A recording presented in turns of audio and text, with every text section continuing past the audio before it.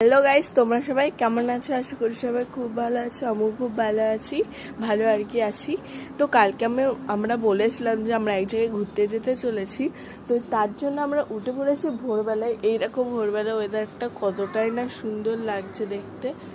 আর দেখো এখনো কিন্তু সূর্য ওঠেনি, ওটা কিন্তু পোলের লাইট, তোমরা ভালোভাবে দেখলেই বুঝবে। আর এখন ওয়েদারটা যা সুন্দর লাগছে কি বলবো, তোমরা নিজেরাই দেখো। সে দেখো এখন দিদা আস্তে আস্তে সব রুটিগুলো এখন করে নিচ্ছে, দেখো। আর যেহেতু একাদশী ফার্স্টেই বলে দিলাম, তো দেখতেই পাচ্ছ কি সুন্দর ওয়েদার। আর এরকম একটা আলাদা একটা সুন্দর লাগে তুমি তাহলে।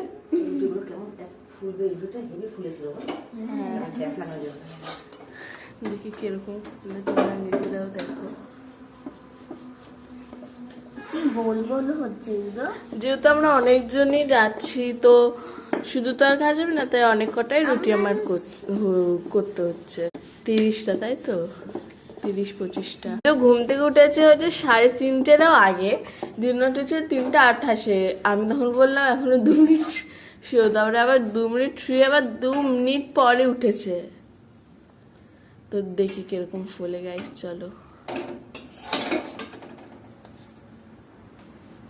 দেখো। ওয়াও, দোকান ফেল। এত সুন্দর ফুললো কি বলবো গাইস, আমি তো প্রথমবার দেখলাম। ফুলে আছে, ফুলে না, ফুললো, ফুলে একটুখানি এক জায়গায় একটুখানি উল্টো হয়ে গেলে হাওয়াটা বেরিয়ে গেল। আমার সাথে আই, কেন?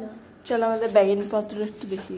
যেহেতু রুটিটা করে আমার দিদা আমাদের পাশের বাড়িতে ডাকতে হবে, লাইটটা জ্বালিয়ে যাই।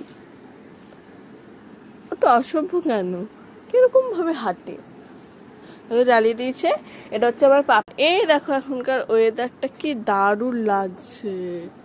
বাদ দে বলছি, তাড়াতাড়ি বাদ, খুব জ্বালাবে। এই দেখো আমাদের বাড়ি, আর এটাও কিন্তু আমাদের বাড়ি, কিন্তু এটা এখন ভেঙে গেছে। তো এখানটা আমাদের একটা ফুল গাছ ছিল, সেখানে প্রতিদিন অনেক ফুল হয়, কিন্তু লোকে নিয়ে যায়।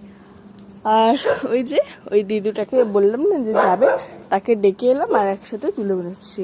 উনু তোল, দেখি তো আর আছে নাকি।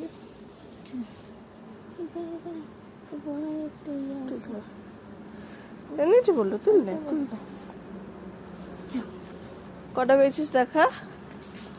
এত কটা ফুল পেয়েছে দেখো। দেখো আস্তে আস্তে সকাল